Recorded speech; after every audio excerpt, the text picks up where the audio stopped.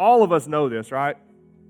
All of us who've been alive very long at all know that while our heart still wants to turn to temporary physical things, we know those things don't really satisfy long term, right? I mean, most of us, if we're honest about it, we know that. We still seek them at times.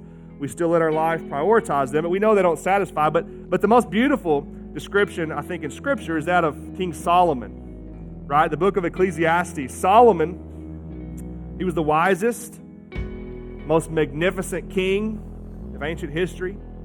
He tried the world's way of happiness for years, right? He had royal blood in his veins. His father David was phenomenal. He had vast amounts of gold and jewels and silver.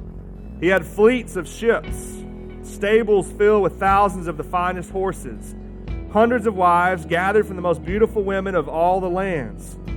He ate the best food on the finest dinnerware in the most elegant places with the most distinguished people. He was acclaimed to the world for his wisdom, his power, his wealth. Doesn't that sound like he was immeasurably happy?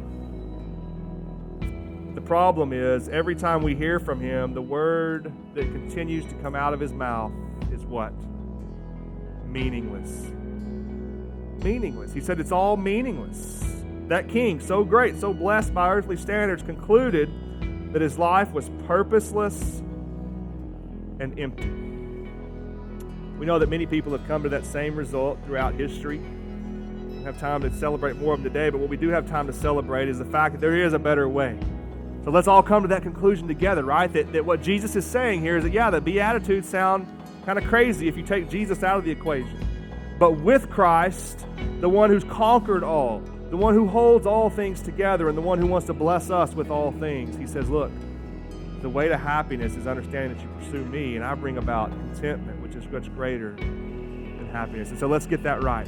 Let's be the real thing. So we just see there's only one way, it's through Christ.